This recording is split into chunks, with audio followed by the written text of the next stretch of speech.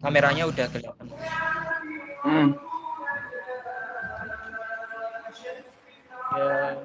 Ya,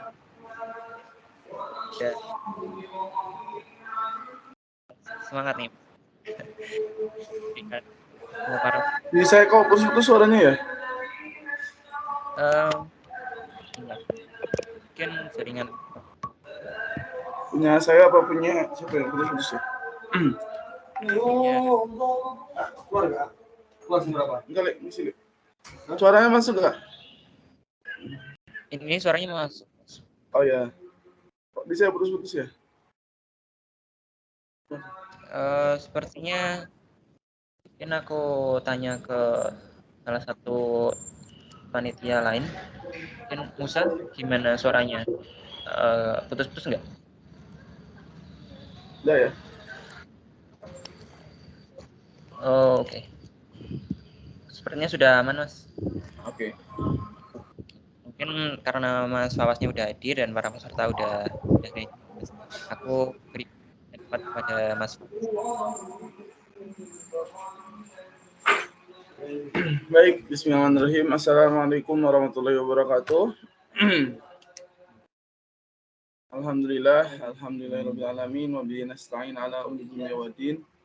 Wassalatu wassalamu ala asyrafil anbiya'i wal mursalin sayyidina wa maulana Muhammadin wa ala alihi washabihi ajma'in amma ba'd.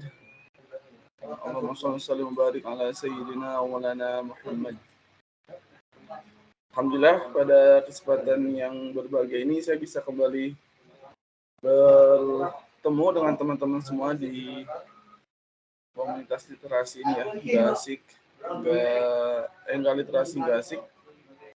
Semoga pertemuan kita kali ini bisa membawa hal baik, membawa keberkahan bagi kehidupan kita dan juga kehidupan di akhirat nanti ya. Amin ya rabbal alamin. Baik, saya sudah ngirim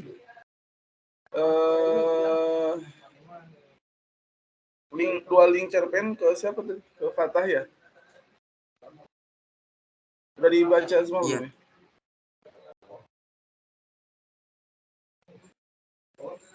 Udah selesai dibaca semua?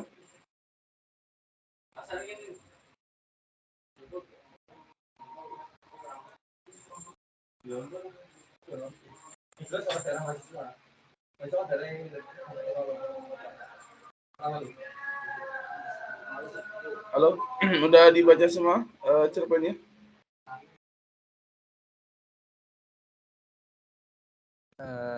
Izin interupsi, Mas Fawas. Gimana? Mungkin jaringannya agak putus-putus. Jaringannya putus-putus ya? Iya,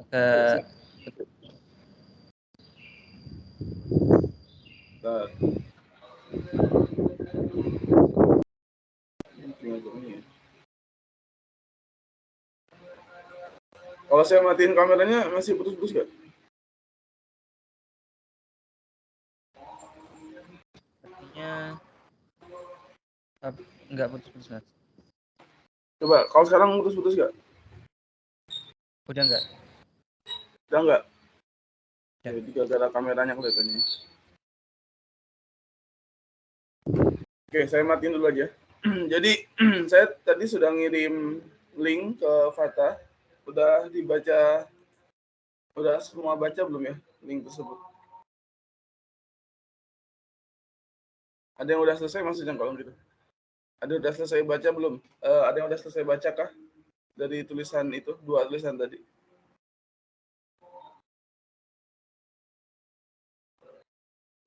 Belum selesai. Ada yang udah salah satunya mungkin? Kan ada dua tuh.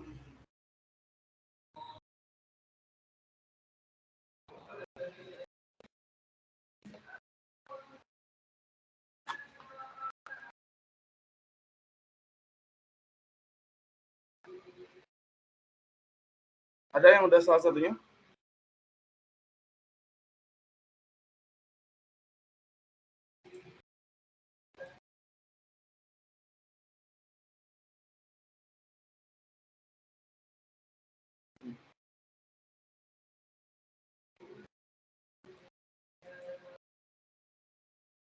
Belum, Kak. Ada yang udah salah satunya?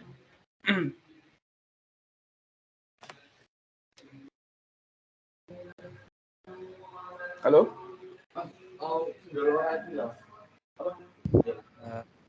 Mungkin ada dari teman-teman yang sudah membaca cerpennya, salah satunya atau dua-duanya juga boleh.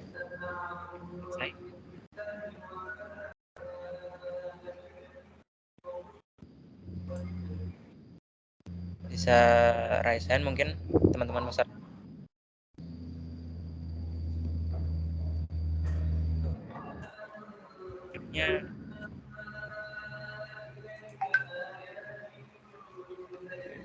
Kalau memang belum, berarti mungkin coba 5 menit ke depan ya, baca salah satunya.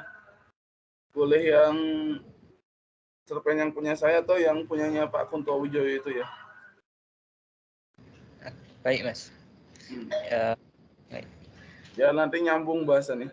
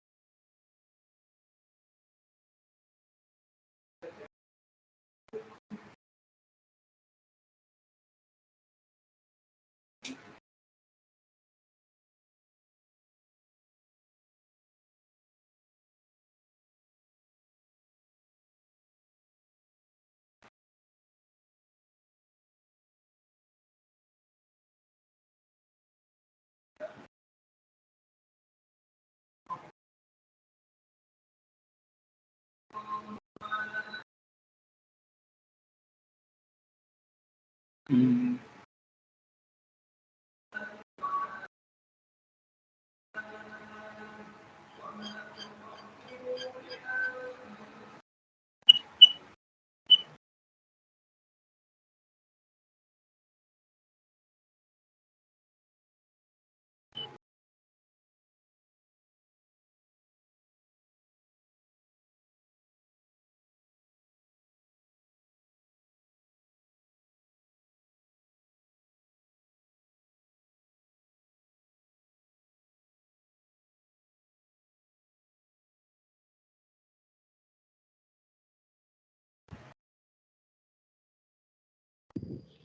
Baik Mas, mungkin aku udah selesai baca yang cerpennya dari Mas Fawas. Oke. Baik, nanti teman-teman yang lain juga bisa ini ya, bisa menyampaikan pendapatnya. Jadi kemarin kita kan sudah bedah buku ya. Nah, bedah buku ini memang cukup panjang dan melelahkan karena bukunya juga ya namanya buku ya pasti banyak isiannya, beda dengan cerpen yang cenderung lebih singkat. Tapi teman-teman jangan merendahkan gitu ya cerpen ya, ataupun menganggap cerpen ini tidak punya peran apapun dalam sosial. Justru dalam beberapa hal cerpen ini cukup efektif gitu, menjadi sarana dalam transformasi sosial. Karena dalam satu riset itu dikatakan orang Indonesia ini 75%-nya lebih senang tulisan fiktif daripada non-fiksi. Maka tulisan cerpen ini berarti setidaknya 3 kali lebih diminati ya daripada tulisan non-fiksi bagi orang Indonesia. Nah sayangnya memang tidak banyak Muslim lah ya yang bergelut di bidang itu. Gitu. Kalau teman-teman cek gitu ya penulis-penulis novel, penulis-penulis cerpen yang populer, ya kalau di kita sih pasti mayoritas Muslim ya, karena kan bangsa Indonesia ini mayoritas Muslim. Tapi kalau lihat secara umum gitu ya, itu kelihatannya yang Muslim juga belum banyak dijadikan rujukan ya, kecuali mungkin Kang Abik, Kang Habibur Rahman Siraji kan, terus Asma Nadia, Elviana Sosa, kemudian juga Derelie, itu kan paling yang sekarang sudah mulai naik daun. Tapi sebelum-sebelumnya hampir jarang kita dengar ya sastrawan yang itu membawa nilai Islam di dalam karyanya. Nah, maka sebenarnya menurut saya teman-teman juga bisa mendalami itu ya, terutama bagi yang menarik atau memiliki kecenderungan dalam dunia sastra. Gitu. Hal kedua yang menarik dari sastra fiksi itu adalah dia membutuhkan gitu ya kemampuan yang cukup tinggi ya dalam hal memanifestasikan sesuatu. Jadi kalau teman-teman itu menulis cerita atau karangan non-fiksi ya, misalkan bikin esai, bikin makalah, bikin karya tulis ilmiah, bikin bahkan nanti mungkin bikin skripsi, itu cenderung mudah ya, karena hanya menuliskan apa yang teman-teman lakukan, hanya menuliskan apa yang teman-teman dapatkan gitu, atau bahkan hanya memberikan gambaran dari apa yang teman-teman pikirkan. Tapi kalau menulis fiktif ya, cerpen, gitu, sajak, puisi, itu semakin dalam seseorang dalam memahami sesuatu ya, semakin luas perbendaharaan kata itu semakin bisa dinikmati secara mendalam juga. Jadi kita tidak hanya mendapatkan informasi tapi juga seninya gitu, tidak mendapatkan nilai ilmiah tapi juga hal indahnya gitu, keindahannya. Nah, ini yang saya rasa juga menarik. Contoh ya, kalau biologi gitu ya, diterangkan dalam kalimat yang datar itu kan nggak menarik ya. Manusia terdiri dari organ dan sistem organ. Sistem organ itu terdiri dari beberapa hal. Misalnya ada sistem pernapasan, sistem peredaran darah, dan lain sebagainya. Organ yang dimiliki manusia diantaranya kepala, kaki, gitu, tangan. Itu kan monoton ya. Mungkin juga orang-orang yang belum tertarik itu ya nggak suka bacanya gitu. Kecuali memang benar-benar tertarik atau sedang ngerjain tugas itu biasanya baru serius ya baca kayak gitu. Tapi kalau orang umum kan, ya apaan sih kok nggak seru banget itu bacanya. Tapi kalau misalkan biologi diterangkan ya, apalagi sekarang ada visualisasi yang mendukung misalnya, itu saya rasa bakal jadi daya tarik tersendiri. Nah ini kan maksud saya jadi tantangan ya buat teman-teman yang sedang berkuliah di bidang sains murni ya, bagaimana deliver sains yang kaku, yang kesannya itu membosankan menjadi lebih menyenangkan gitu melalui gubahan gitu. Nah, barangkali kalau nulis buku kan panjang, kalau nulis novel juga panjang. Nah, alternatif lainnya tuh nulis cerpen sebenarnya. Kalau puisi itu mungkin terlalu sulit ya, karena kita harus benar-benar meringkas ya, seringkas mungkin, dan itu tentu lebih berat ya daripada cerpen yang masih punya space lebih besar lah. Gitu. Dan kadang puisi pun agak susah ada dialog ya. Sekalipun nggak masalah sih puisi dialog, topan kan jarang ya puisi ada dialog. Jadi menurut saya cerpen ini jadi alternatif yang cukup menarik. Nah itu juga yang coba sedang saya dalami ya belakangan waktu ini. Salah satunya melalui cerpen yang coba saya bagi gitu ya di di kumparan itu. Nah mungkin buat yang udah baca kira-kira apa yang didapat tuh dari cerpen tersebut gitu. Mungkin dari Ataf boleh, nanti yang lain kalau ada juga boleh ya. Halo? Ya, masuk. Oh iya. Jadi yang aku tangkap tadi setelah membaca cerpen, jadi mungkin bahasannya itu nggak terlalu berat gitu, maksudnya bahasannya itu permasalahan sehari-hari begitu. Permasalahan sehari-hari, kemudian penyampaiannya cukup menarik karena dari segi bahasanya juga detail gitu, juga kita kayak dapat emosinya juga gitu, emosi dari Pak Aminnya tadi gitu. Kalau yang aku dapetin dari baca cerpennya tadi seperti itu sih Mas, jadi nggak terlalu berat gitu bahasannya, tapi tetap menarik gitu ketika dibaca. Menurutmu, sepenangkapanmu tuh cerpen tentang apa dan gimana gitu? Kalau menurut aku tuh cerpen tentang kehidupan, cerita kehidupan sih Mas. Gimana tuh? Jadi Pak Amin itu, ini aku nyeritain itunya ya Mas, jalan-jalan ceritanya secara singkat ya. Ya singkat aja. Tapi yang kamu dapat ya, jangan harus terpaku pada tulisan itu. Oh iya, yang aku dapat tuh ketidaktentuan tadi Mas, ketidaktentuan dari kehidupan tadi, mau pergi dari ketidakpastian yang saat ini udah dijalani, kemudian ingin pindah ke ketidakpastian yang lain, itu banyak resikonya gitu. Terus tentunya dalam hidup perlu nyari nasihat dari orang-orang lain yang tentunya memiliki kapasitas di bidangnya gitu Mas. Seperti tanya ke Pak Ustadz tentang gimana kehidupan tentang saat ini itu pengen diganti dengan yang sesuatu yang lain gitu Mas, yang aku tangkap tadi gitu. Terus? Hingga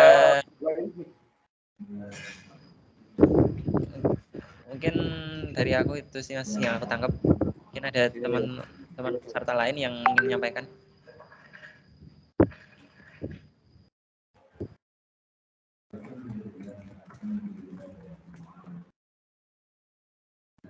Yang lain ada?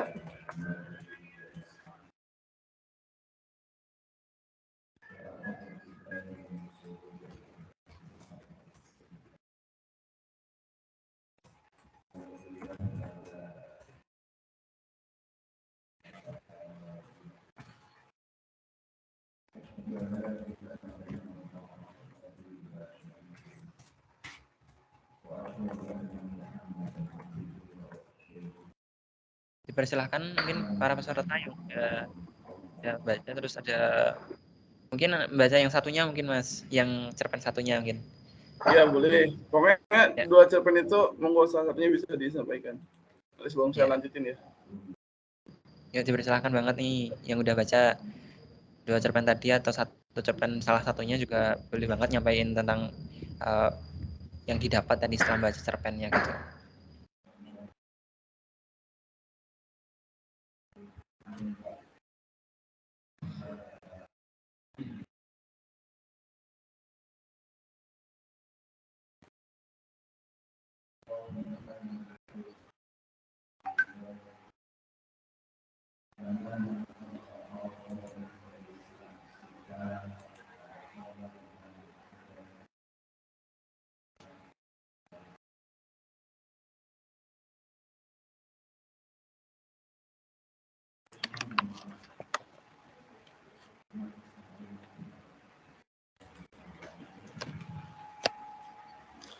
Oke, enggak apa-apa ya kalau belum ada.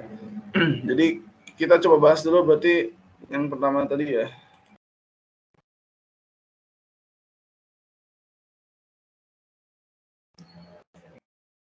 Ini cerpen sebenarnya bagian dari tugas saya ya, mengikuti sebuah kelas menulis sastra profetik namanya. Berarti ke sini dulu. Jadi ada di dunia sastra gitu ya, sebuah ide untuk mewujudkan sastra profetik ya, atau mengubah sastra profetik. Nah, ini banyak diinisiasi oleh Prof. Kunto Wijoyo ya, salah seorang ilmuwan, cendekiawan, sastrawan sekaligus budayawan lahir di Tokyo. Sudah meninggal ya sekitar 12 tahun yang lalu. 17 tahun yang lalu, sorry. Nah, kenapa beliau itu menyarankan untuk membuat sastra profetik gitu ya? Nah, pertama karena sekarang gitu ya, manusia itu mengalami proses dehumanisasi. Karena masyarakat industrial kita menjadikan manusia sebagai bagian dari masyarakat abstrak tanpa wajah kemanusiaan. Kita mengalami objektivasi ketika berada di tengah-tengah mesin politik dan mesin-mesin pasar. Ilmu dan teknologi juga telah membantu kecenderungan reduksionistik yang melihat manusia secara parsial. Jadi, manusia ini sudah tidak lagi diposisikan sebagai manusia. Dia bagi seorang politisi gitu ya, tidak lebih dari sekadar calon pemilih. Bagi seorang ekonomi gitu ya, atau pebisnis, manusia ini dipandang sebagai kalau nggak mitra bisnis ya customer gitu. Bagi seorang pemimpin, manusia ini dipandang hanya sebagai rakyat gitu. Jadi bukan sebagai manusia. Nah, ini kan bahaya ya. Bagi seorang ilmuwan, manusia ini hanya sebagai objek penelitian ya, ilmuwan psikologi, ilmuwan sosial, sosiologi, antropologi. Manusia ini dijadikan objektivasi. Nah, dari sanalah maka Kunto Wijoyo ini merumuskan pentingnya ilmu-ilmu sosial profetik yang tidak hanya menjelaskan dan mengubah fenomena sosial, tetapi juga memberi petunjuk ke arah mana transformasi itu dilakukan, untuk apa dan oleh siapa.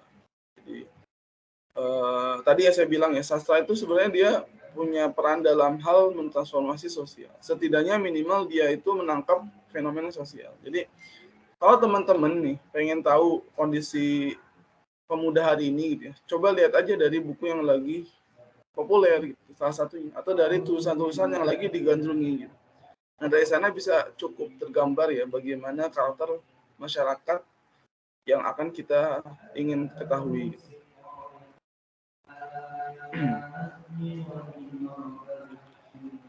Nah, nanti Prof. Kunto Wijoyo ini menyandarkan ya sastra profetik itu pada sebuah ayat gitu ya, di surat Ali Imran, bahwa mana? Nah, kuntum khairu ummah ukhrijat linnas ta'muruna bil ma'ruf wa tanhauna 'anil munkar wa tu'minuna billah. Ini Ali Imran ayat 110 ya. Jadi ayat ini kan artinya adalah kalian adalah umat terbaik ya. Kuntum khairu ummah ukhrijat linnas, yang dilahirkan atau diturunkan bagi manusia. Ta'muruna bil ma'ruf, memerintah kepada yang baik, dan ta'muruna ta'muruna bil ma'ruf wa nahyi 'anil munkar ya. Wa tu'minuna billah. Jadi memerintah kepada yang baik, mencegah dari yang mungkar, serta beriman kepada Allah Subhanahu wa taala. Di sini gitu ya, kita ternyata memiliki label ya sebagai ukhrijat linnas, sebagai untuk khairu ummah yang ukhrijat linnas, yang diturunkan atau dalam sejarah manusia. Ada 3 hal di dalamnya, yaitu amar ma'ruf, nahi mungkar, dan tu'minuna billah. Dan 3 inilah yang oleh Prof. Kunto Wijoyo dijadikan etika profetik, yaitu amar ma'ruf sebagai proses humanisasi ya, menjadikan manusia itu selayaknya manusia. Jadi manusia itu kan hamba Allah ya. Ketika dia menghilangkan status hamba itu, maka sebenarnya dia udah nggak lagi jadi manusia ya. Dia menjadi Tuhan, dia menjadi benda, dia menjadi mungkin juga berhala gitu ya. Tapi kalau dia menjadi hamba Tuhan, nah itu proses humanisasi yang lain. Nahi mungkar itu adalah liberasi. Artinya apa? Artinya termasuk yang sering kita galakan di bulan ini ya. Bahwa manusia itu adalah makhluk yang merdeka gitu. Dia tuh hanya menjadi hamba dari hamba Tuhan. Ini sudah sempat saya singgung kan lalu. Selasa lalu. Nah, tu'minuna billah itu berhubungan dengan transendensi ya, berhubungan dengan keimanan kepada Tuhan. Jadi sastra itu menurut Kunto Wijoyo, sastra profetik ini harus mengarahkan pada 3 tema ini ya, humanisasi, jadi menjadikan manusia itu selayaknya manusia gitu ya, tidak lagi manusia yang parsial. Kemudian juga liberasi. Liberasi ini menjauhkan manusia dari keterjajahan ya, dan saling menjajah, baik dalam hal penjajahan fisik maupun penjajahan non fisik ya, kayak kapitalisme misalkan dan lain sebagainya. Nah, sedangkan transendensi ya jelas ya, transendensi ini adalah hubungannya dengan keimanan. Bahkan kan nih, kita juga sudah sering dengar ya, sebelum kita dilahirkan ke bumi ini, kita pernah bersaksi ya bahwa Allah itu adalah Rabb kan. Alastu birabbikum qalu bala syahidana. Nah, maka sastrawan ini menurut Kunto Wijoyo mempunyai kewajiban ganda. Sebagai manusia, sastrawan harus menjadi saksi eksistensi Tuhan dan saksi rahasia Tuhan yang maha rahasia al-batin. Jadi sebagai manusia, sastrawan harus menjadi saksi eksistensi Tuhan ya. Ini juga kewajiban pertama. Kewajiban kedua, saksi rahasia Tuhan yang maha adil, yang maha rahasia.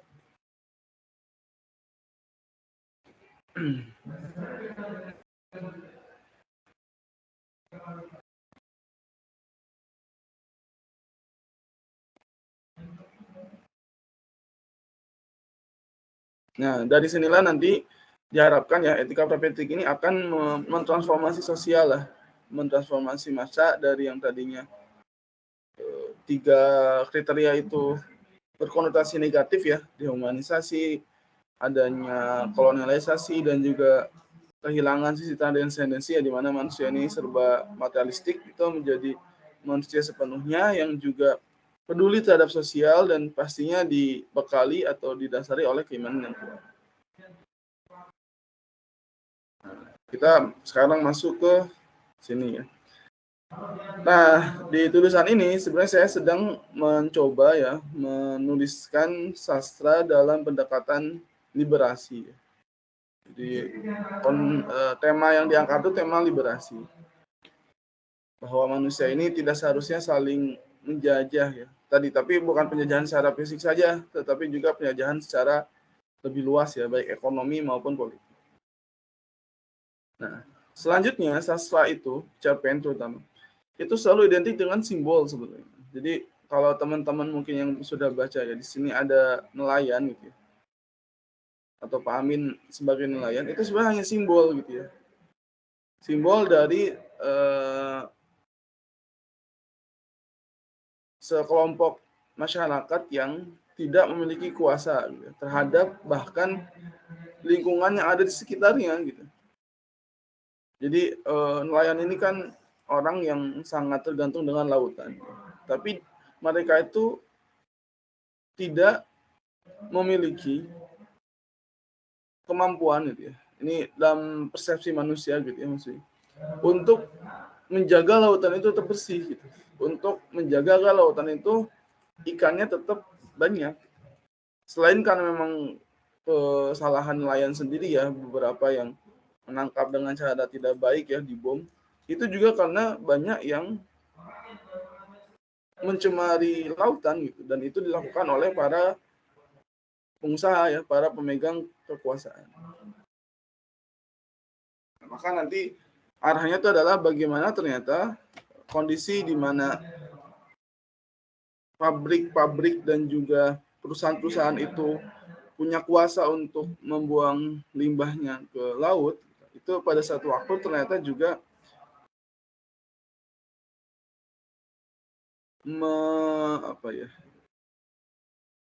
mengurangi ya, ataupun memberikan dampak kepada nelayan sehingga sulit menjadi ikan. Itu secara umum. Nah, secara khususnya lagi, tulisan ini sebenarnya juga ingin ya, di dalamnya kan resolusinya Pak Amin ini ketemu Kiai. Nah, ingin menegaskan bahwa dulu itu, di zaman dulu gitu ya, orang itu bertanya itu kepada orang berilmu gitu. Jadi orang zaman dulu itu punya apa istilahnya ya, kecenderungan gitu ya, untuk mempercayai kiai sebagai tokoh sentral di tengah masyarakat. Kadang ada masalah apa gitu ya, itu nanyanya kiai gitu. Ada masalah hutang nanya kiai, masalah agama jelas ya, masalah apa nanya kiai. Nah, ini sebenarnya juga merupakan budaya yang baik ya. Jadi kiai ini menjadi tokoh sentral. Di sini digambarkan kiainya itu ternyata juga seorang alumni perikanan gitu. Nah, kenapa saya tekankan itu? Salah satunya agar dipahami ya bahwa kiai ini seharusnya juga menguasai fenomena sosial gitu, terutama untuk masyarakat di sekitarnya. Jadi kalau masyarakat di sekitarnya itu nelayan, sebisa mungkin dia itu paham ya permasalahan nelayan, agar dalam menyelesaikan masalah di tengah nelayan itu lebih sesuai. Itu salah satu tafsirannya, tapi sebenarnya sastra ini tidak hanya satu tafsiran ya. Jadi kalau tadi misalkan siapa namanya, Fata itu mendapatkan tafsiran lain, itu sah-sah saja ya, tidak harus selalu sama gitu. Nah pun dengan karya cerpen yang kedua ini ya, ini lebih berat pastinya karena beliau langsung yang menggagas sastra profetik. Ini karangannya Kunto Wijoyo ya, yang Jalan Asmarandana. Nanti bisa dibaca kalau yang belum. Ini bagus banget ininya pesannya. Nah di sini juga nanti Pak Kunto Wijoyo ini menyadarkan lah, atau berusaha menyadarkan para pembaca mengenai fenomena modernitas ya, di mana manusia itu mulai tercerabut dari sisi-sisi kebudayaan lokal. Padahal dia bisa jadi seseorang yang sangat terdidik ya di lingkungan akademis. Jadi kayak kita lah ya, mahasiswa ini kan kalau di kampus luar biasa kan, berkoar-koar gitu ya, mengenai keadilan, mengenai hal apapun yang itu kita anggap salah ya. Tapi pas di tengah masyarakat ya, kadang kita juga gagap gitu. Kok yang nggak bisa bersosialisasi sama masyarakat gitu. Bahkan ada masalah simpel di tengah masyarakat pun kita nggak bisa terlibat ya. Kayak mungkin ada masalah sampah, ada masalah ronda, ada masalah apapun yang kita udah biasa menangani hal seperti itu di kampus, ternyata sulit gitu untuk melakukannya di tengah masyarakat. Nah, kedua, itu juga dalam memandang permasalahan orang lain itu. Jadi seringkali bagi kita itu memandang masalah orang itu dengan sudut pandang kita gitu. Jadi orang lain itu selalu dipersepsikan menjadi kita ya, dan kita menjadi orang lain. Sehingga ketika ada orang punya masalah gitu ya, dalam diri kita tuh seolah-olah masalah itu dapat selesai gitu. Ketika diselesaikan dengan cara yang kita bisa gitu, atau dengan cara yang itu menggunakan persepsi kita selaku orang lain ya bagi mereka gitu. Padahal namanya menyelesaikan masalah ini masih berhubungan sama yang saya ceritakan sebelumnya ya. Namanya menyelesaikan masalah orang lain gitu ya, atau seseorang gitu. Sebisa mungkin harus menggunakan persepsi orang tersebut. Artinya kalau itu dianggap besar oleh mereka, ya kita harus juga menganggapnya sebagai hal yang besar dulu gitu. Sebelum kita nanti menyadarkan mereka. Kalau dari awal kita sudah langsung meng-cut gitu ya, meng-cancel pendapat mereka tentang masalah itu sebagai masalah besar, mereka bisa jadi resisten gitu. Contoh gini lah, contoh real. Mungkin bagi sebagian orang gitu ya,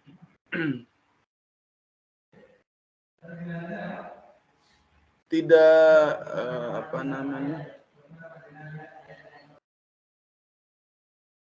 kalau anak muda itu istilahnya, gini misalkan, mungkin bagi sebagian orang gitu ya, belum memiliki kerjaan itu adalah masalah yang biasa ya, bukan masalah besar gitu. Karena namanya orang belum kerja gitu ya, namanya orang baru lulus belum kerja kan wajar. Tapi bagi sebagian orang yang itu punya latar belakang keluarga mungkin serba terbatas, atau dia juga punya banyak tanggungan, belum bekerja itu adalah masalah besar. Nah, kalau kita meng-advise dia, memberikan saran kepada dia mengenai hal itu dengan sudut pandang kita yang menganggap pekerjaan itu bukan hal besar, maka dia ya tidak akan menerima, bisa jadi saran dari kita gitu. Karena dari awal kita sudah menyampaikan bahwa masalahmu itu bukan masalah hal yang besar. Contohnya kayak gitu.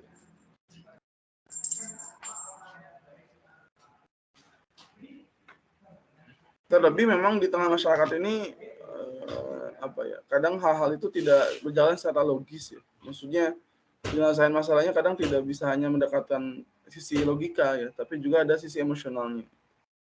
Jadi di sini ada ceritainnya. Jadi yang salah siapa, tapi yang akhirnya harus bertanggung jawab siapa. Sampai sini ada yang mau disampaikan dulu mungkin atau ditanyakan? Silakan.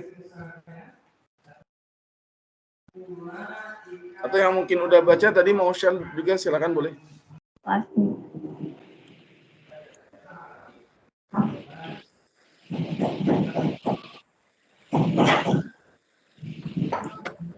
Ada, silakan.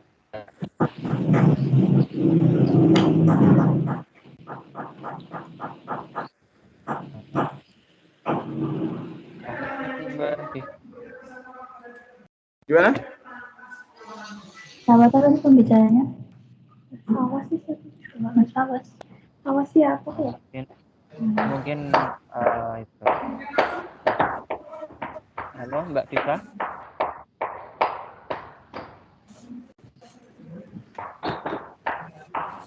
Mungkin ada kendala dari makanya. Oh ya, pembicara.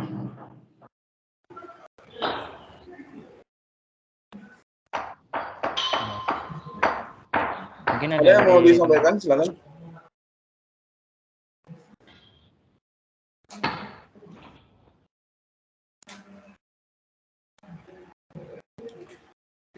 Belum ada?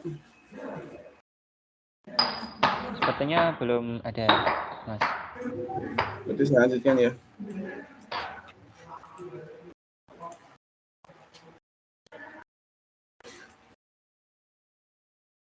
Kita kembali ke sini lagi.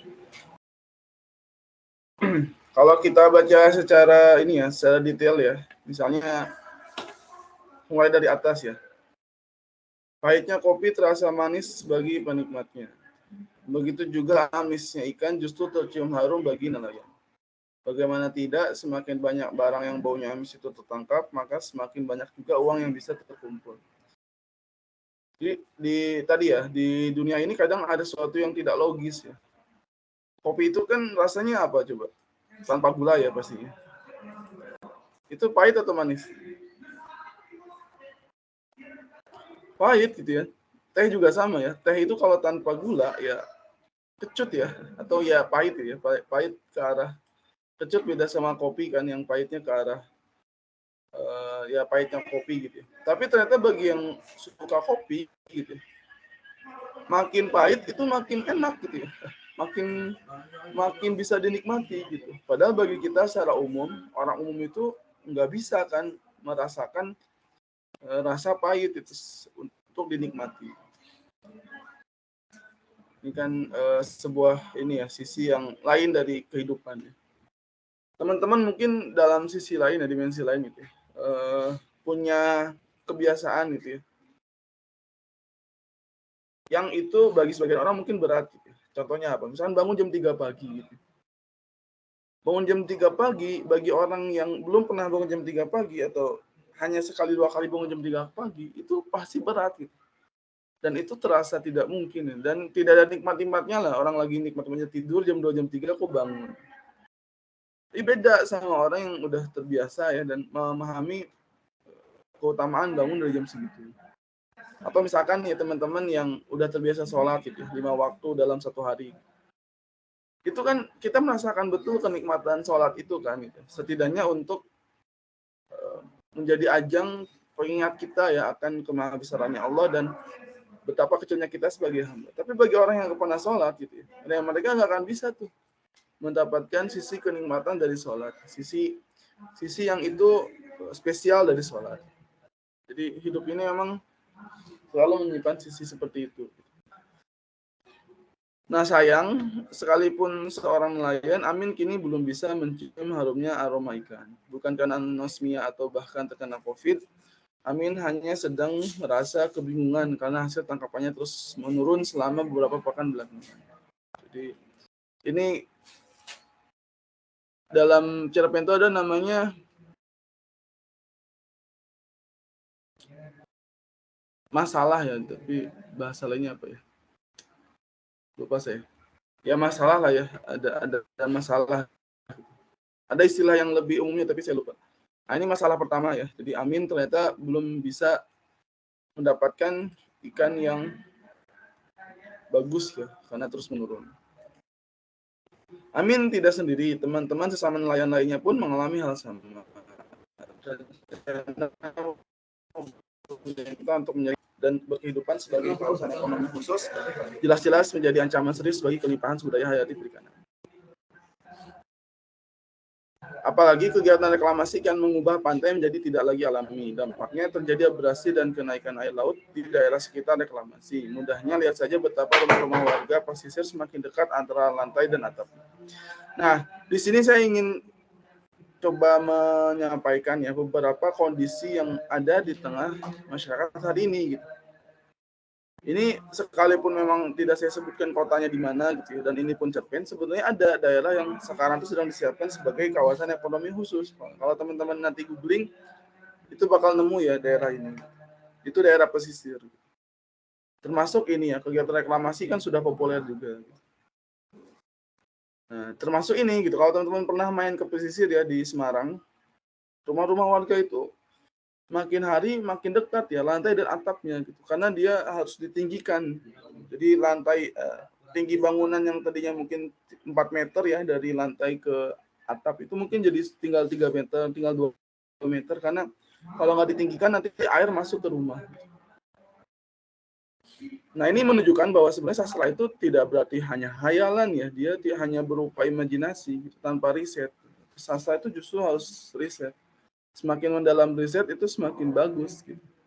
Tadi ya keistimewaan dari sastra itu dari cerpen ya atau dari novel misalnya atau dari puisi, dari tulisan fiktif itu dia menggubah tulisan yang sifatnya atau fakta yang sifatnya ilmiah dan nyata gitu ya menjadi sesuatu yang terkesan tidak nyata.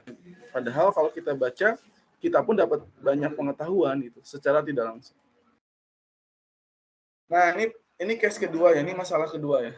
Jadi Amin itu ternyata tidak hanya pusing gara-gara ikan, tapi juga karena sang istri sesaat setelah uang hasil penjualan ikan itu bilang bahwa bulan depan Halim harus bayar kontrakan dan butuh uang jajan tambahan. Gina masih perlu membeli seragam untuk masuk SMA, hari ini harus membayar uang pangkal. Itu ternyata dia punya 3 anak, satunya masuk SMA atau beli seragam baru, satunya itu bayar uang pangkal ya, uang SPI. Nah, Halim itu memang dapat uang bidik misi ya. Dijelaskan. Ini kan juga memang ada kan. Tetapi uang itu belum turun ya, karena baru turun setelah apa namanya kuliah mulai berlangsung. Gina tadi ya harus beli seragam gitu. Oh, Rini ini ternyata lupa saya. Rini itu bukan kuliah ya, tapi uang pangkal sekolah. Jadi Rini ini termasuk anak bungsu kan.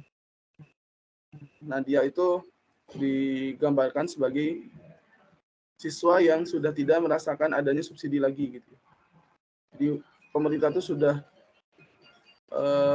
mencabut subsidi dari sekolah yang sudah ada. Kenapa? Karena pemerintah sedang merencanakan suatu sistem pendidikan baru. Jadi sistem yang lama itu coba diganti. Jadi ini masih konflik yang kedua ini ya, nanya tentang uang tabungan, kemudian juga mengenai rencana penyelesaian masalahnya. Gitu. Sampai nanti akhirnya ini teringat ya bahwa udah sempat kepikiran untuk nyari pekerjaan lain di sekolah. Tapi kan memang kadang orang-orang itu bagi yang sudah terbiasa jadi nelayan dan juga tidak memiliki latar belakang pendidikan tinggi misalnya itu sulit gitu ya, karena pokoknya dari kecil bahkan bisa jadi hanya menangkap ikan ya, sehingga tidak ada skill lain lah secara singkatnya untuk bisa dijadikan sarana mencari pekerjaan. Ya. Ijazah pun hanya sampai SMA gitu. Jadi pekerjaan apa coba yang bisa menerima ijazah SMA gitu? Kecuali pekerjaan kasar gitu. Yang itu bisa jadi hasilnya yang nggak jauh beda dari menangkap ikan. Ya. Ngapain kerja di luar kalau hasilnya sama. Nah, terlebih Amin ini belum pernah tinggal di luar daerah. Dan kan udah kerja juga, udah punya orang keluarga juga kan, sehingga tidak mungkin ditinggalkan. Amin menyampaikan pesan ini ya, pesan yang cukup pesimis ya, bahwa ikan tuh masih susah dicari. Kalau saja dia punya kapal lebih besar, mungkin bisa lebih baik. Nah, ikannya bisa lebih jauh. Jadi ini mungkin bagi yang belum tahu ya, kapal nelayan itu kan punya batas maksimalnya tergantung kapasitas. Kalau misalkan dia hanya sekian GT ya, gross ton itu, nggak bisa dia melaut sampai tengah samudra gitu. Bisa jadi tenggelam kan nanti atau terkena badai. Semakin besar GT-nya, semakin besar ya istilahnya kapalnya lah mudahnya, maka semakin jauh dia bisa melaut. Nah, sayangnya memang orang Indonesia ini kayaknya itu kapalnya kecil-kecil gitu, jadi paling melaut itu hanya sekian mil aja gitu, nggak sampai puluhan bahkan ratusan mil ke tengah laut. Nah, terus nanti istrinya itu punya rencana untuk minjem uang ke bank. Kenapa? Karena waktu itu ada acara ya, sosialisasi dari itulah tentang bank. Padahal menurut Amin itu kan akal-akalan orang bank aja ya. Ibaratnya mereka ngajarin orang golongin bajunya sendiri, habis itu diajarin jahitnya dengan alat dan teknik yang harus didapat dari mereka. Jadi, ibaratnya tuh minjem di bank tuh kayak kita nih punya baju gitu. Ya emang bajunya itu baju ini ya, baju jelek gitu ya. Pengen dijadiin jadi baju bagus. Baju itu digolongin dulu sama kita. Setelah itu ternyata pas dalam proses penjahitannya, bahkan caranya kita harus minta dari mereka. Bukan kayak akal-akalan aja ya, biar terjebak gitu ya, setidaknya dalam jerat yang tidak mungkin kita tinggalkan. Nah, terus juga sosialisasi seperti itu kan banyak yang hanya insidental ya, eventual. Jadi kayak mungkin mahasiswa juga banyak nih biasanya bikin kegiatan sehari 2 hari selesai gitu. Masyarakat nggak lagi dikontrol setelahnya, nggak lagi dibantu setelahnya. Padahal masyarakat itu kalau cuma sehari 2 hari ya kurang gitu. Proses ininya belum sepenuhnya dipahami. Bahkan kadang hanya di bulanan atau tahunan lembaga. Jadi bukan benar-benar mengabdi ya, hanya sebagai formalitas. Nah, nanti ternyata Amin ini ketemu dengan Pak Kiai kan, Pak Usman.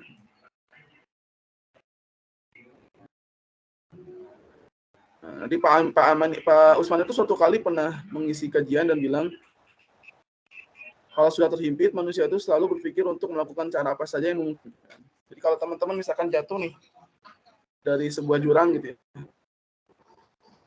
logika dasarnya pasti berusaha memegang apapun yang ada di depan teman-teman kan. Mau itu pohon besar, mau pohon yang mungkin ada durinya, mau apapun. Kalau dalam kondisi terjepit kayak gitu, pasti apapun yang memungkinkan itu dilakukan. Orang sakit gitu ya, kadang ya apapun rela dilakukan. Nah padahal tidak jarang hal itu justru membuatnya semakin jauh dari solusi. Gitu. Kayak tadi ya, orang jatuh, orang sakit. Gitu. Datang ke dukun misalnya, kan malah makin sakit ya, selain sakitnya mungkin nggak sembuh ya dia jadi sakit secara keyakinan. Nah maka hati-hati ya, jangan sampai kita ini pengen menyelesaikan masalah tapi malah menambah masalah. Akhirnya Pak Amin ini kepikiran apakah jangan-jangan mencari kerja di kota itu termasuk jerat itu ya gitu. Jangan-jangan dia ya nanti bukannya nyelesain masalah tapi pas ke kota tuh malah nambah masalah. Setelah itu nanti bertemu dengan Pak Usman, dijelasin kisahnya, terus Pak Usman memberikan saran.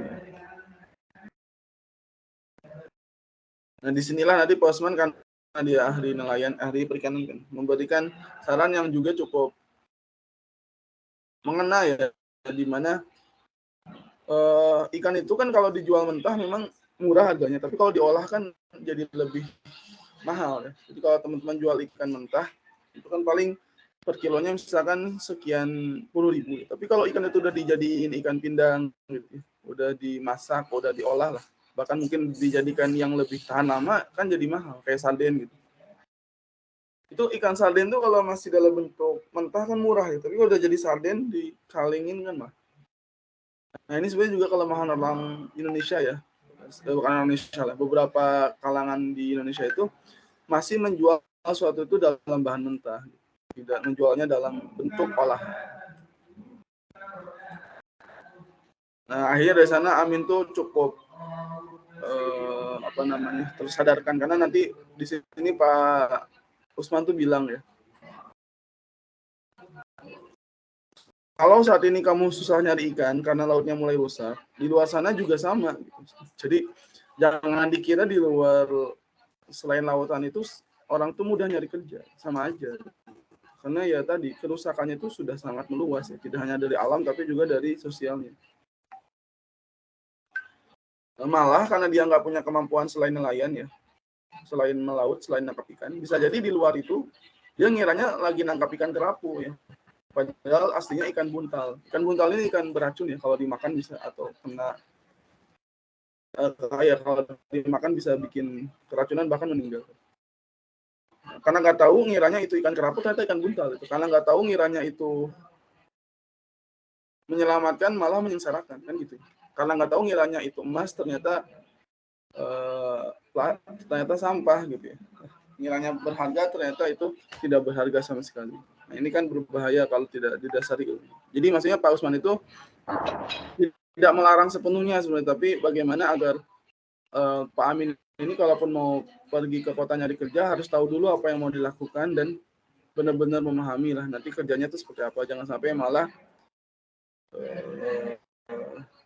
hanya sebatas pada penglihatan yang kasat mata, yang ini ya sekilas. Maaf Kak, gitu.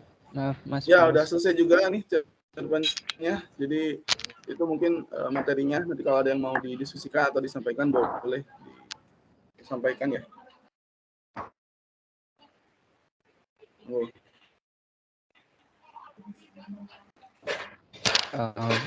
Baik, berarti penyampaian materinya sudah selesai nih Mas?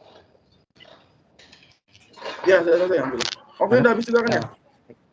Iya, sebenarnya masih ada mungkin 4 menit lagi sih. Masih ada apa? Sekitar 4 menit lagi. Oh ya, mungkin buat tanya jawab gak apa? Baik. Terima kasih kepada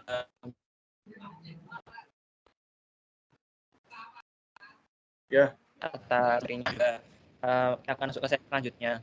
yaitu sesi diskusi. Mungkin untuk teman-teman peserta yang udah nyiapin pertanyaannya, boleh langsung raise hand dan juga open mic. Bisa open mic, kemudian juga bisa men-zoom chat begitu kalau dirasa tidak bisa open mic. Jadi dipersilahkan kepada para peserta.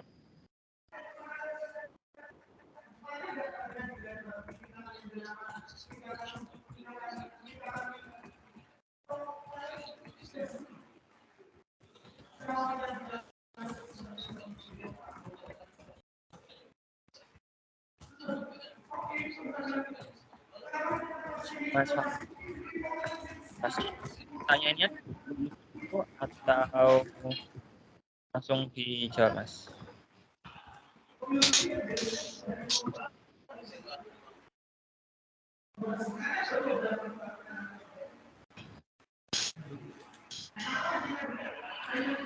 Ya, silakan gimana?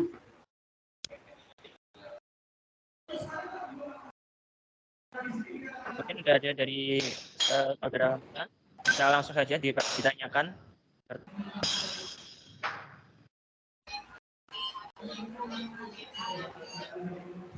Monggo, kalau ada yang mau bertanya.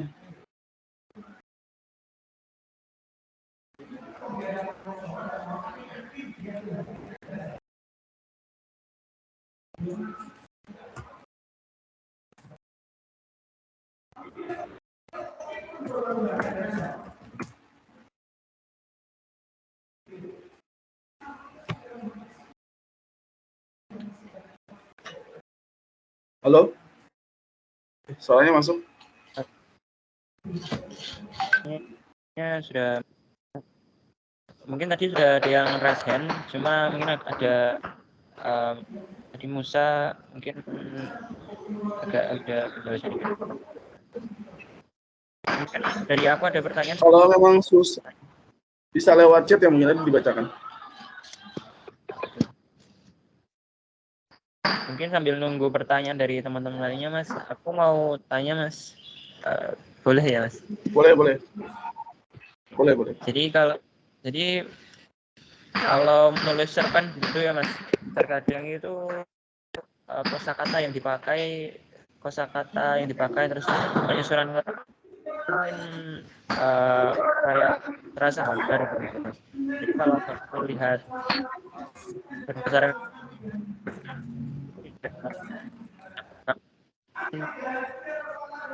Sorry, putus-putus suaranya.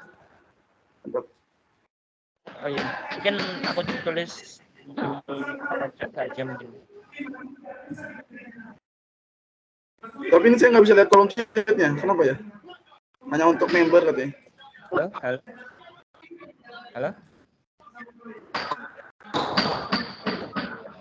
Halo Mas, apakah suara saya sudah terdengar? Sudah. Coba diulangi coba. Jadi pertanyaannya mungkin terkait teknis penulisan sih, Mas. Menulis cerpen begitu. Kalau menulis cerpen kadang saya kurang merasa memberikan emosi gitu. Jadi terasa hambar. Kalau tips dari Mas Wawan sendiri, kita ingin kesan emosi di maksudnya emosi seperti senang, sedih begitu di tulisan kita itu seperti apa ya pemilihan kata-katanya begitu.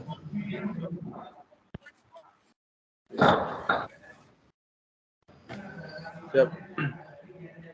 Pertama, saya pun sebenarnya belum menguasai teknik itu ya. Jadi kalau teman-teman baca yang tadi saya tulis itu sebenarnya masih terkesan datar juga, enggak yang benar-benar mampu menghadirkan emosi secara penuh gitu ya.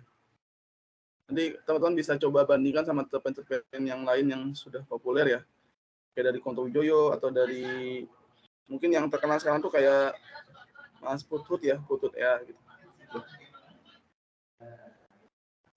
Halo? Ya, halo. Sudah masuk Suaranya masuk ya? Iya, Mas. Nah, cuman setahu saya tuh nanti bisa pertama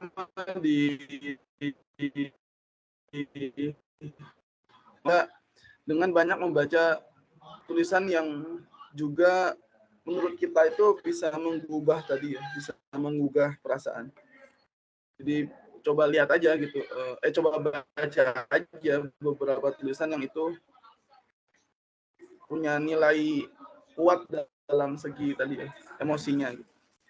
Nah kedua itu bisa dalam hal juga penggunaan diksi sebenarnya. Jadi diksi-diksi yang digunakan itu memang jangan diksi-diksi yang bikin jadi statis ya, yang bikin jadi hambar. Contoh, kalau teman-teman pengen bilang sedih gitu ya jangan ditulis sedih gitu. Saya sedih gitu. Kan datar banget ya, saya sedih. Ya orang yang baca pun kan cuma bacanya saya sedih. Gitu. Tapi kalau coba diganti dengan diksi-diksi yang sifatnya mungkin menggunakan majas-majas tertentu ya. Misalnya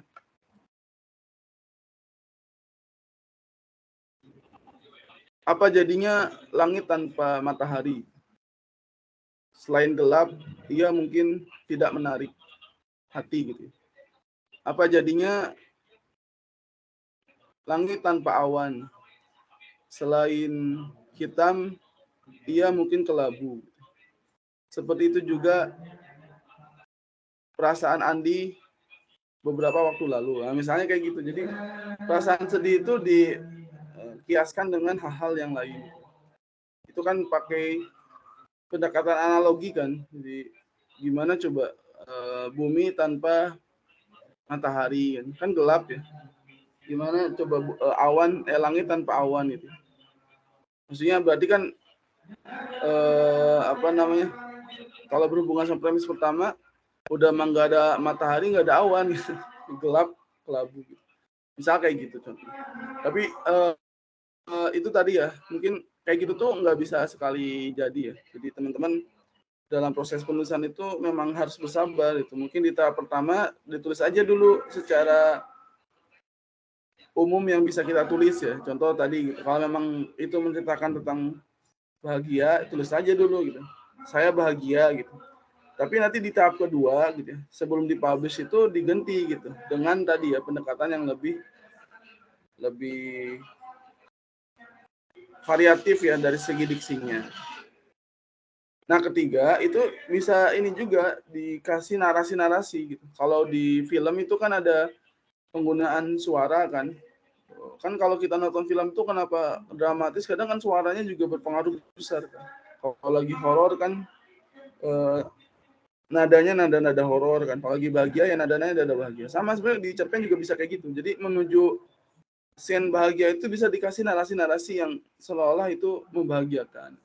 Nanti di scene yang sedih ya di bagian yang sedih itu diarahkan seolah itu adalah kesedihan. Jadi jangan lagi nyatain sedih tapi scene-nya itu kita gambarkan lagi seneng gitu. Nah itu kurang ini. Kecuali memang dia bersifat kontradiktif ya atau apa istilahnya itu berseberangan lah gitu. Jadi ada orang sedih di tengah keramaian. Nah, itu mungkin bisa, tapi kan kalau nggak di set ya akhirnya aneh gitu. Kok ada orang sedih di tengah keramaian. Misalnya kalau itu sebagai sebuah set ya, sebagai sebuah keadaan yang direncanakan bagus, tapi kalau nggak direncanakan ya akhirnya kan jadi hambat tadi. Kurang lebih gitu ya mungkin atau Iya Mas Fawas. Jadi memang ada beberapa tips tadi ya Mas, seperti ya bisa berikan narasi-narasi, terus juga tentunya banyak latihan lagi gitu, nggak bisa langsung instan gitu ya Mas. Ya betul. Baik, mungkin aku persilahkan kepada teman-teman peserta lainnya yang udah menyiapkan pertanyaannya, bisa langsung ditulis di kolom chat atau bisa langsung open mic juga boleh banget. Yuk. Yuk bertanya yuk. Jarang-jarang banget bisa bertanya langsung pada Mas Fawas nih loh. Izin masuk. Oke, Musa. Aku izin bertanya. Oke, silahkan. Jadi gini Mas, kadang tuh apa ya, waktu kita entah itu di blog atau di postingan IG ataupun dan sebagainya, kadang tuh ada apa ya, kayak rasa kurang pede gitu dengan tulisannya gitu. Hmm. Nah, itu yang apa ya, yang mungkin buat pemula atau yang mungkin bisa dibilang seperti yang punya sifatnya gitu ya. Itu kan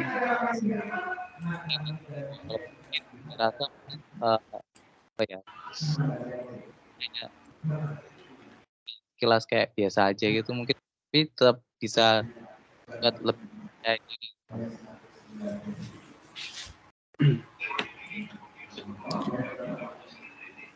Berarti ini masalah PD ya. Sebenarnya tadi agak Iya, putus-putus tapi saya udah cukup nangkap ini sih. Kalau PD itu memang itu hal lain lagi ya.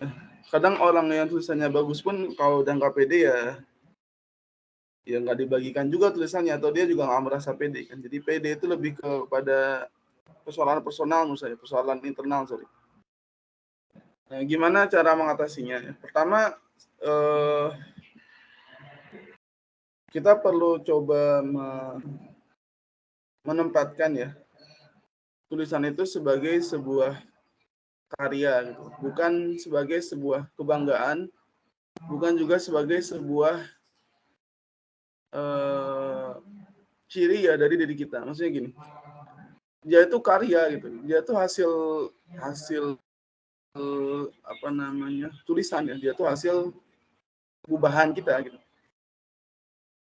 Apapun yang orang katakan tentangnya gitu ya, tentang karya itu, ya udah gitu, itu hanya berhubungan dengan karya gitu, tidak dengan diri saya gitu. Jadi misalkan ada orang bilang, ah tulisanmu jelek gitu. Nah yang jelek itu tulisannya gitu, bukan kita sebagai penulis. Jadi karya dan manusia itu kan dua hal yang berbeda. Ya. Sekalipun bisa jadi itu mewakili, tapi kan tidak sepenuhnya mewakili. Kan. Nah yang kedua, jangan jadikan karya itu sebagai sebuah kebanggaan. Gitu. Artinya apa namanya? Mengagung-agungkan karya sendiri pun itu bisa jadi bikin gak pede gitu. Karena pas ternyata dikritik oleh orang lain, kita akhirnya ngedown kan gitu. Karena merasa karya yang udah bagus itu mendapatkan respon yang negatif. Nah yang kedua, itu juga dalam motivasi menulis ya. Jadi motivasi menulis itu ya memang jangan sampai untuk dipuji orang lain, untuk diremehkan orang lain apalagi ya. Ya nulis untuk berkarya tadi gitu. Nulis untuk kita menyuarakan atau menyampaikan apa yang kita pikirkan dan rasakan. Orang suka nggak suka ya tidak terlalu dipertimbangkan gitu. Kecuali itu berhubungan dengan nilai kebenaran. Jadi kalau misalkan orang ngasih kritik atau ngasih masukan yang itu memang benar-benar berhubungan dengan sisi-sisi prinsipil dalam beragama, misalkan tulisan kita cukup berbahaya nih karena mengandung nilai-nilai tertentu yang membahayakan keimanan, atau salah misalnya kita lagi bahas rukun sholat gitu ya, dalam suatu cerpen gitu ya, rukunnya salah, nah itu beda lagi ya, kita harus tetap terbuka yang menerima masukan gitu. Tapi selama itu masukannya dalam hal lain yang bukan sifatnya benar salah, ya menurut saya sih wajar-wajar aja, karena kan orang pasti punya kesan tersendiri kan dengan karya kita. Nah makanya motivasinya itu jangan untuk mendapatkan respon orang lain dulu, tapi agar kita ini berkarya aja gitu, tanpa perlu memikirkan respon orang lain seperti apa. Ketiga ya memang PD ini perlu dipaksa sih menurut saya untuk ditekan ya. Artinya teman-teman kalau punya karya gitu, apapun yang nggak hanya tulisan gitu, kalau masih malu itu coba aja di posting gitu. Justru ketika kita coba posting itu barangkali perasaan kita tuh bisa terlatih untuk PD gitu ya. Jadi nggak harus nunggu PD dulu sebenarnya. Posting aja dulu, nanti PD-nya nyusul gitu. Kalau misalkan nunggu PD dulu ya bisa jadi nggak diposting-posting dan kita juga nggak pernah belajar ya dari kesalahan tersebut. Nah terakhir mungkin juga pengalaman saya gitu ya. Memang sebelum diposting gitu ya, sebelum dibagikan, kita harus benar-benar juga memastikan ya isinya itu sesuai tadi ya benar. Terus menurut kita juga udah sesuai. Artinya jangan sampai malah banyak kesalahan yang baru kita temukan setelah dibagikan. Kalau bisa ya. Sekalipun pasti bakal ditemukan, tapi kalau bisa kita tuh ngecek ulang dulu apa yang kita bagi. Itu meminimalisasi rasa bersalah kita ya setelah kita membagikan tulisan.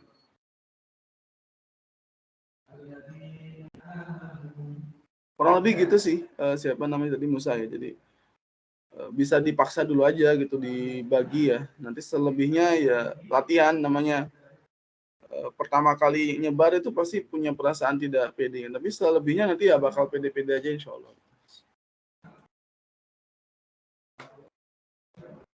Gitu mungkin. Oke. Gimana Musa? Apakah sudah terjawab pertanyaannya? Ya, sangat jauh sekali. Oke, terima kasih. Jadi gitu ya Nusa. Jadi kalau mungkin dirasa kurang pede begitu untuk mengposting karyanya begitu, bisa diterapkan tadi tips-tips yang bermanfaat dari Mas Fawaz gitu ya.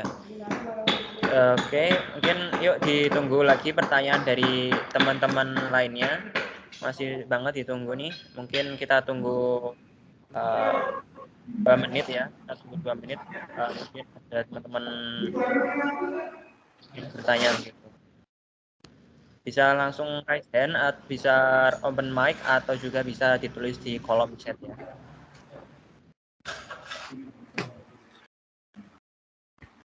Atau mungkin bisa dicukupkan ya, siapa? Atau ini kebetulan saya juga mau persiapan ini Jumatan ya. Baik, Mas Tos. Mungkin karena memang kita sudah di Jumat saja, kita akan masuk sesi selanjutnya, yaitu mungkin ada sesi itu Mas, penyerahan secara simbolik, penyerahan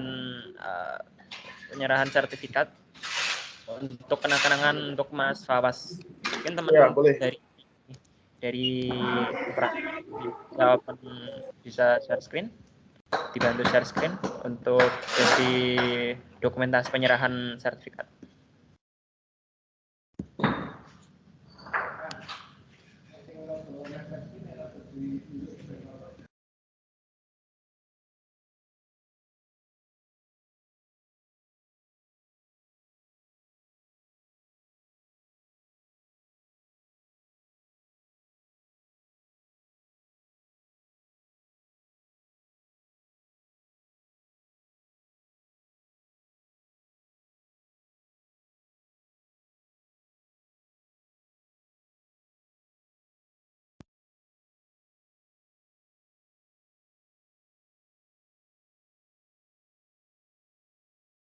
Baik, mungkin karena kayaknya ada kendala dari tim operator, mungkin aku bantu share screen ya.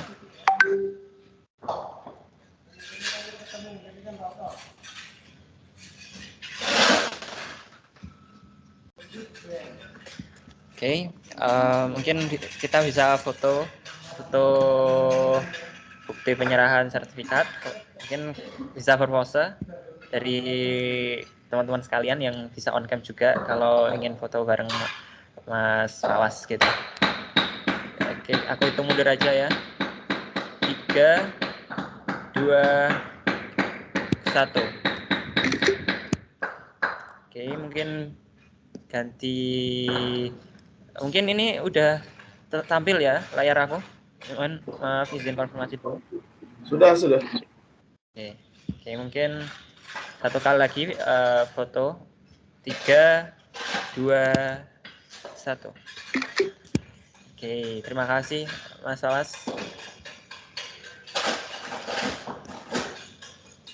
Oke, setelah itu aku ucapkan terima kasih kepada Mas Fawaz. Apabila ada keperluan lain, boleh banget meninggalkan meet ini. Kalau mungkin karena sudah mendesak juga waktunya ya Mas Fawaz. Terima kasih juga Mas Fawaz. Apabila ada kesalahan dari tim kami, mohon maaf. Untuk mungkin ada closing statement Mas sedikit untuk kami agar meningkatkan lagi literasi kami gitu.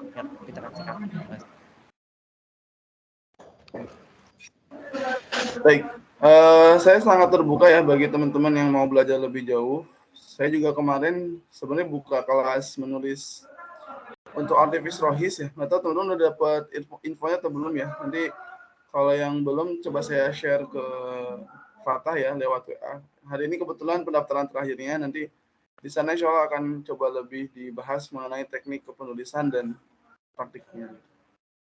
Karena kalau sekarang itu dakwah tidak hanya lewat lisan ya, tapi lewat tulisan, dan tulisan pun tidak hanya sekedar nulis ya, tapi kalau bisa benar-benar bernilai baik ya, dari segi tata bahasa maupun dari segi konten. Itu saja, kalau ada salah saya mohon maaf. Bila taufiq hidayah, wassalamualaikum warahmatullahi wabarakatuh. Waalaikumsalam warahmatullahi wabarakatuh. Terima kasih Mas Fawas.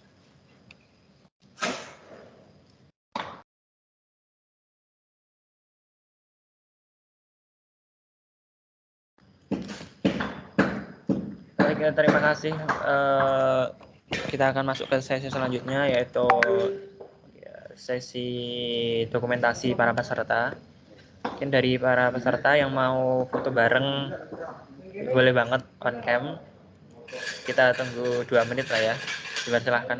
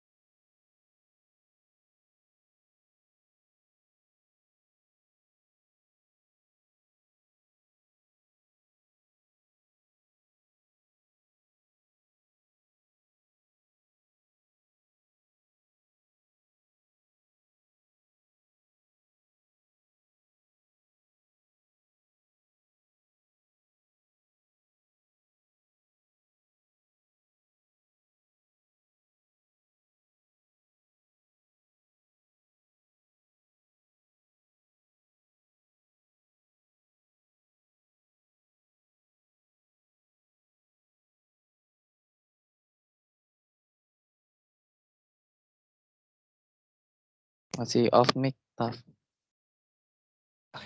Oh iya, maaf.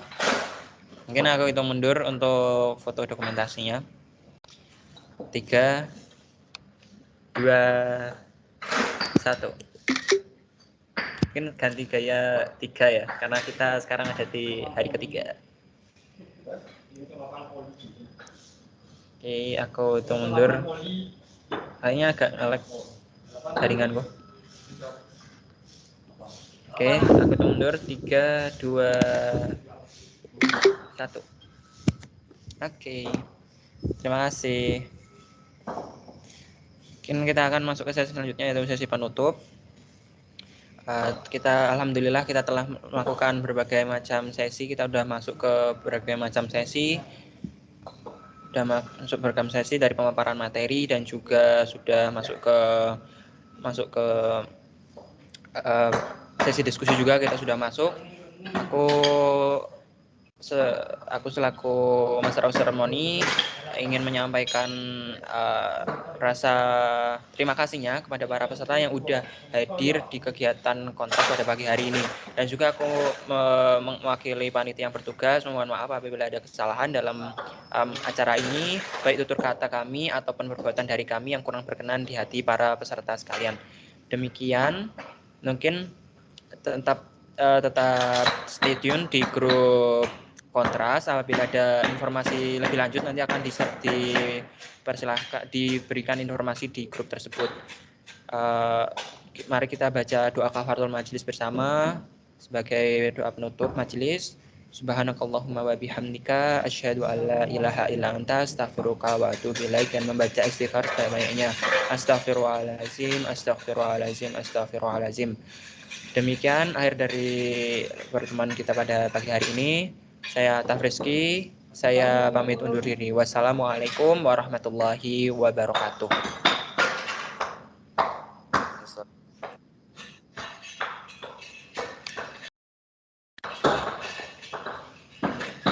Terima kasih Musa, terima kasih.